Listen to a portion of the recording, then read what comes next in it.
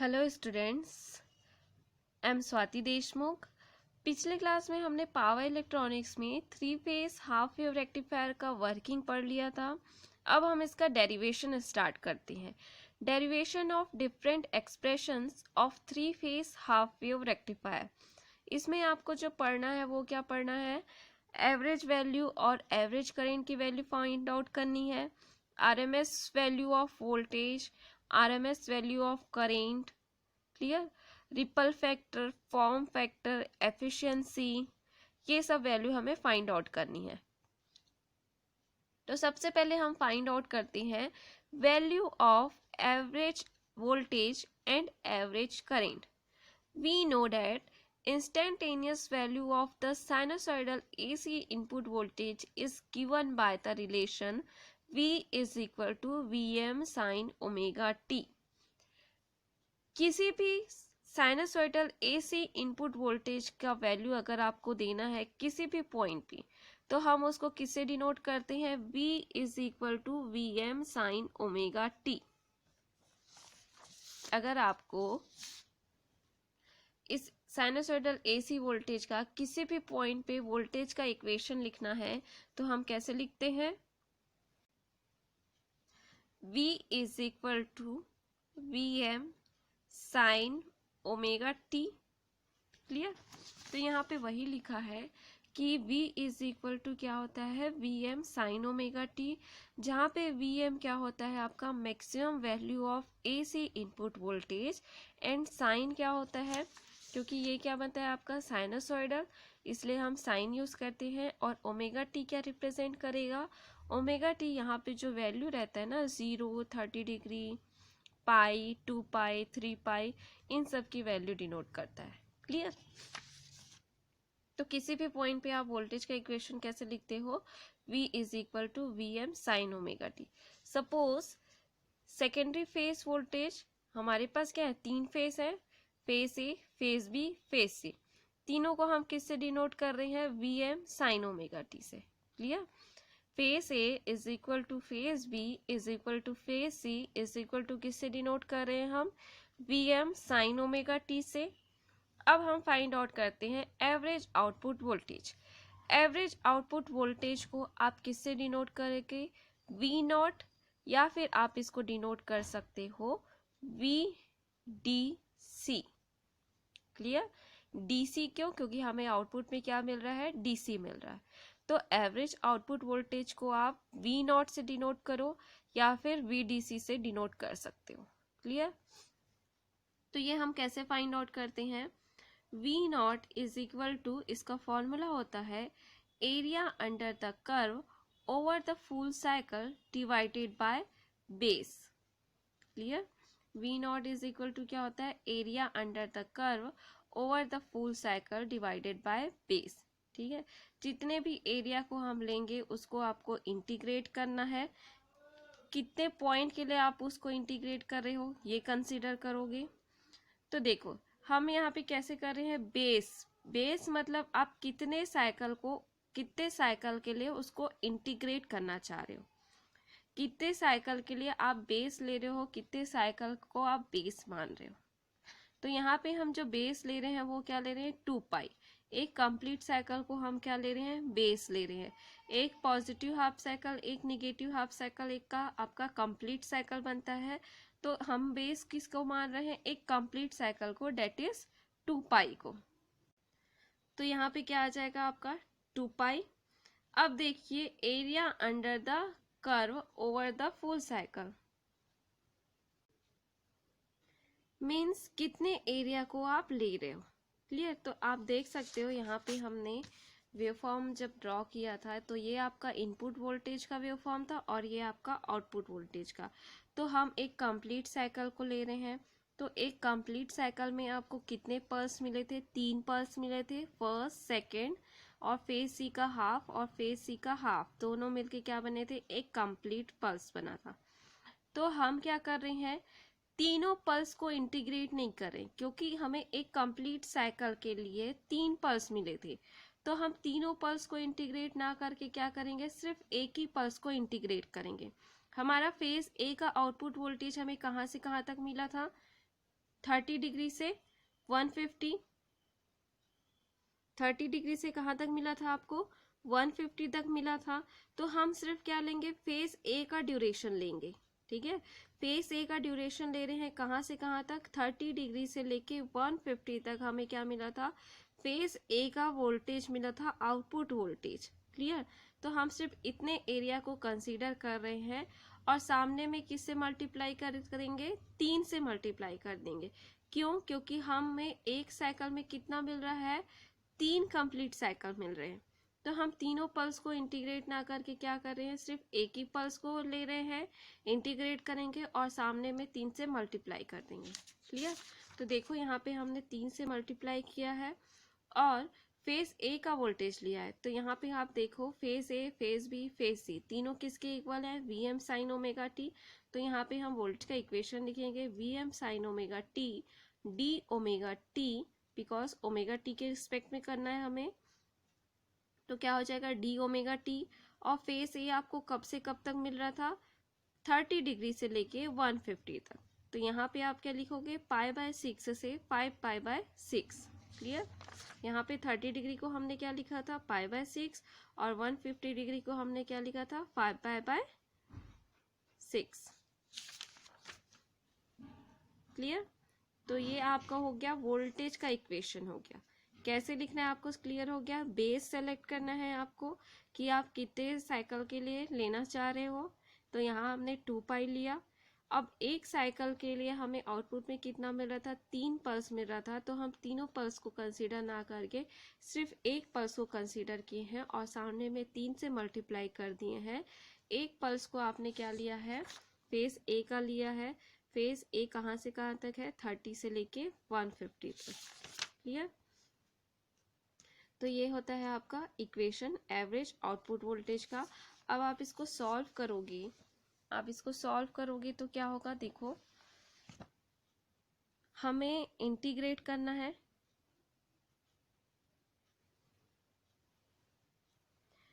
तो वी क्या है, इंटीग्रेशन किसके रिस्पेक्ट में होगा, साइन डी ओमेगा टी के रिस्पेक्ट में हम कर रहे हैं। तो सिर्फ ओमेगा टी वाले टर्म का ही इंटीग्रेशन होगा। तो वी क्या है, कांस्टेंट है। तो वी इस इंटीग्रेशन से बाहर हो जाएगा। तो सिर्फ अंदर क्या बचेगा आपका, साइन ओमेगा टी। तो देखो यहाँ पे वी को हमने इंटीग्रेशन से बाहर कर दिया। तो क्या बचा आपके पास, सिर्फ sign omega T D omega T.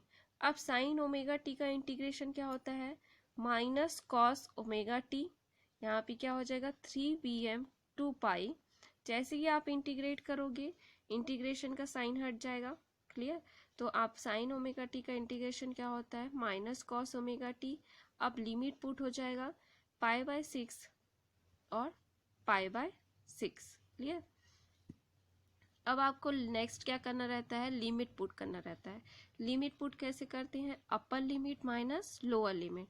ये जो लिमिट है वो आपका क्या कहलाता है, अपर लिमिट, और ये जो लिमिट है वो क्या कहलाता है, लोअर लिमिट। तो अब हमें क्या पुट करना है, लिमिट पुट करना है। तो कैसे लिमिट पुट करेंगे, V0 is equal to 3Vm upon 2 pi. Omega T की जगह में आपको ये वैल्यू पुट करनी है, पाई बाय 6 और पाई बाय 5 पाई बाय 6 और पाई बाय 6। तो सबसे पहले आप क्या पुट करोगे, अपर लिमिट, फिर क्या पुट करोगे, लोअर लिमिट। तो अपर लिमिट पहले पुट करते हम, अपर लिमिट माइनस लोअर लिमिट। तो अपर लिमिट पुट करोगे तो क्या होगा, माइनस कॉस 5 बाय 6। क्लियर। फिर यहाँ पे माइनस होता, लेकिन सामने में माइनस है, तो माइनस माइनस क्या हो जाएगा, प्लस। तो यहाँ पे माइनस होता है, एक्चुअल में फॉर्मूला क्या बोलता है, अपर लिमिट माइनस लोअर लिमिट। तो अपर लिमिट पुट करने के बाद यहाँ पे माइनस होता, लेकिन यहाँ पे ऑलरेडी माइनस है, तो माइनस माइनस का मल्टीप्लीकेशन होके क्या हो जाएगा, ये प्लस हो जाएगा। फिर लोअर लिमिट आप पुट करोगे कॉस पाई बाय 6। ठीक। अब आप वैल्यू पुट करोगे, cos 5 pi by 6 that is 150 is equal to क्या होता है, minus √3 pi 2, and cos pi by 6 that is cos 30 degree is equal to होता है √3 बाई 2। इसकी वैल्यू आप इसमें पुट करोगे तो आपको क्या मिलेगा, माइनस √3 बाई 2 ऑलरेडी सामने माइनस है, तो माइनस माइनस क्या हो जाएगा प्लस, और यहाँ पे √3/2, तो क्या हो जाएगा √3/2 प्लस √3/2 क्या हो जाएगा 2√3/2, तो 2 और 2 क्या हो गया कैंसल, तो आपको क्या मिले output voltage 3√3 divided by 2π/Vm। आपको आउटपुट वोल्टेज मिल गया। अब आप इसको और सॉल्व कर सकते हो, 3√3 को डिवाइडेड बाई 2π को सॉल्व करोगे, पाई की वैल्यू यहाँ पे 3.14 रखोगे, पाई की वैल्यू हम 180, 30 ये सब कब रखेंगे, जब सामने में आपका कॉस वाला टर्म हो, साइन वाला टर्म हो, टेन वाला टर्म हो, उस केस में रखेंगे। अगर सिर्फ आपका ये वाला टर्म है तो आप पाई की वैल्यू क्या रखोगे 3.14। उसके बाद इसको सॉल्व करोगे तो आपको क्या मिलेगा 0.827 Vm हमारा क्या है एवरेज आउटपुट वोल्टेज। नेक्स्ट आपको क्या निकालना है, करेंट निकालना है, एवरेज करेंट, आउटपुट करेंट। आप इसको I0 से डिनोट करो या फिर क्या लिखो IDC, ठीक है, दोनों से आप उसको डिनोट कर सकते हो, I0 या फिर IDC। तो आप जानते हो V इज इक्वल टू क्या होता है IR। अगर आप आउटपुट के फॉर्म में लिखोगे, एवरेज आउटपुट के फॉर्म में, तो क्या लिख सकते हो by ohm's law V is equal to IR, then I is equal to क्या होगा V/R। So we can write I0 is equal to V0 divided by R। V0 की वैल्यू आपने अभी फाइंड आउट की है 3√3 Vm डिवाइडेड बाई 2π, और सिर्फ R का क्या करना है आपको डिवाइडेड बाई करना है, ठीक है। आप इसको सॉल्व करोगे तो आपको क्या मिलेगा I0 is equal to 0.827 Vm divided by R। तो ये था आपका क्या एवरेज आउटपुट वोल्टेज। अब आपको क्या निकालना है RMS value of voltage and current across the load. हमें RMS वैल्यू निकालना है, रूट मीन स्क्वायर आपने ऑलरेडी थर्ड सेम में पढ़ लिया होगा ट्रिपल ई में। देखो हम जो अभी एवरेज आउटपुट वोल्टेज और एवरेज करेंट निकाले हैं, ये एवरेज वोल्टेज और एवरेज करेंट का यूज़ हम कहाँ पे करते हैं DC के केस में करते हैं। लेकिन जो RMS वैल्यू होती है, ये जो RMS वैल्यू है वो हम किस केस में यूज़ करते हैं AC के केस में। जो RMS वैल्यू है वो किसको रिप्रेजेंट करने के लिए हम करते हैं यूज़ AC वैल्यू जो भी रहती है वो आपका RMS वैल्यू रहता है, क्लियर। और जो DC होता है वो क्या रहता है आपका एवरेज वैल्यू होता है। तो जहाँ पे मैं लिखूँ एवरेज वैल्यू एवरेज करेंट, मतलब हम उसको DC को रिप्रेजेंट कर रहे हैं। RMS वैल्यू लिखूँ वोल्टेज का या करेंट का, तो हम किसको रिप्रेजेंट कर रहे हैं AC को, ठीक है। जो 230 वोल्ट हम लिखते हैं घर में आ रहा है, घर में आपका 230 वोल्ट आ रहा है, वो भी क्या है आपका RMS वैल्यू ही है, क्लियर। तो RMS वैल्यू को आप किससे डिनोट करते हो V सफिक्स OR, ठीक है। V RMS भी, इसको आप V RMS से भी डिनोट कर सकते हो, या फिर क्या लिख सकते हो V0R। तो RMS वैल्यू आप कैसे फाइंड आउट करोगे, कुछ नहीं करना है, जो आपने एवरेज वोल्टेज का इक्वेशन लिखा है उसका क्या करोगे आप अंडर रूट लोगे, ठीक है। इस इक्वेशन का क्या हो जाएगा आपका अंडर रूट हो जाएगा, और जो वोल्टेज का इक्वेशन हमने लिखा है उसका स्क्वायर आता है।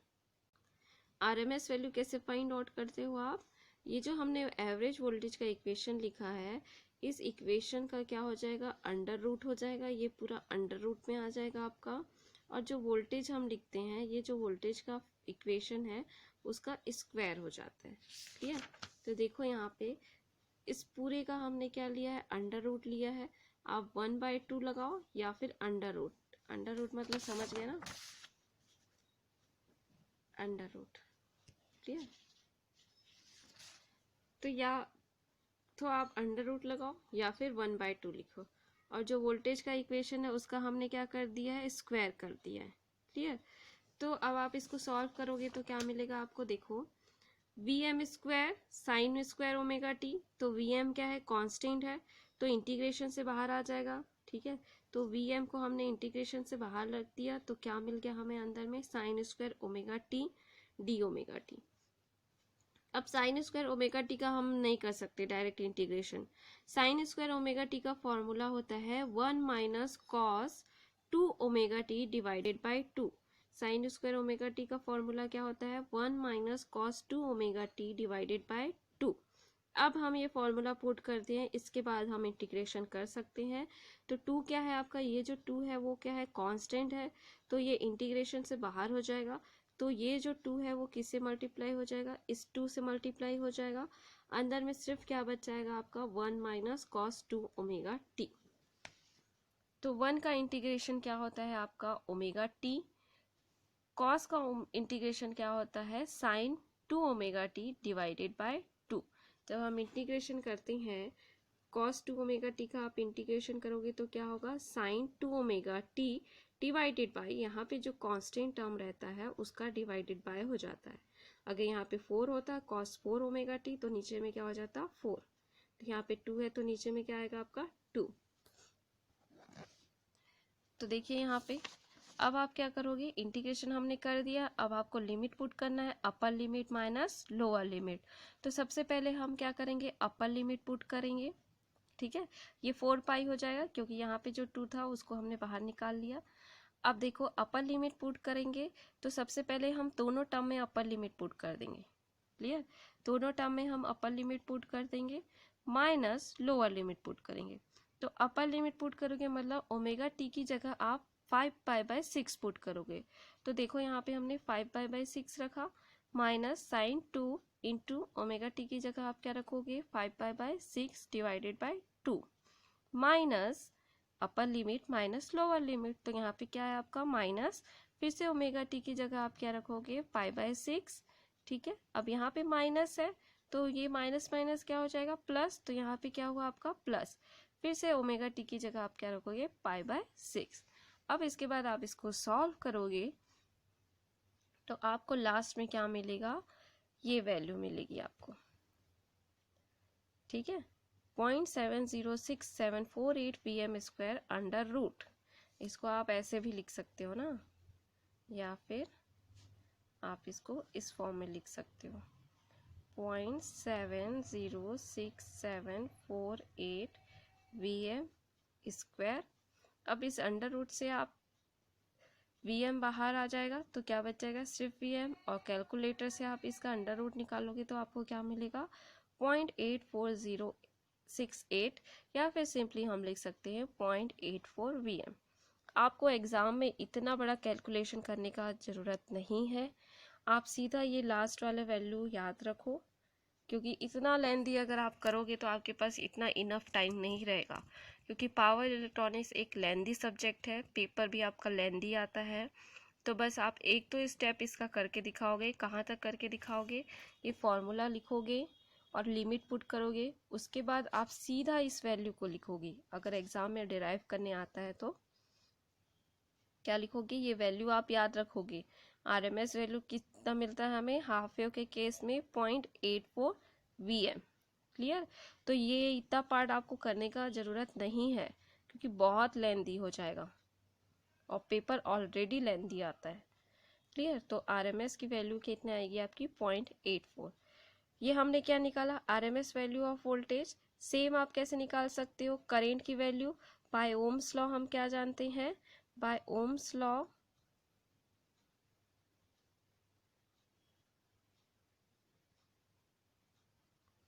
V इज इक्वल टू क्या होता है आई आर, तो I इज इक्वल टू क्या हो जाएगा V बाय आर। तो I naught R that is R M S is equal to क्या हो जाएगा V R divided by R L. V naught R R M S की value आपने find out की है 0.84 VM divided by R L. तो ये क्या हुआ आपका R M S value of voltage और R M S value of current, clear. देखो आरएमएस वैल्यू हम किसको रिप्रेजेंट करने के लिए यूज करते हैं, एसी क्वांटिटी को, और जो डीसी आपने निकाला है average value of voltage and current, उसको हम किसको रिप्रेजेंट करने के लिए यूज करते हैं डीसी, ठीक है। ये जो आपने आरएमएस निकाला है या फिर वीआरएमएस या फिर वीआर या फिर आईआरएमएस या आई नॉट आर, ये हम किसको रिप्रेजेंट करते हैं एसी वैल्यू को,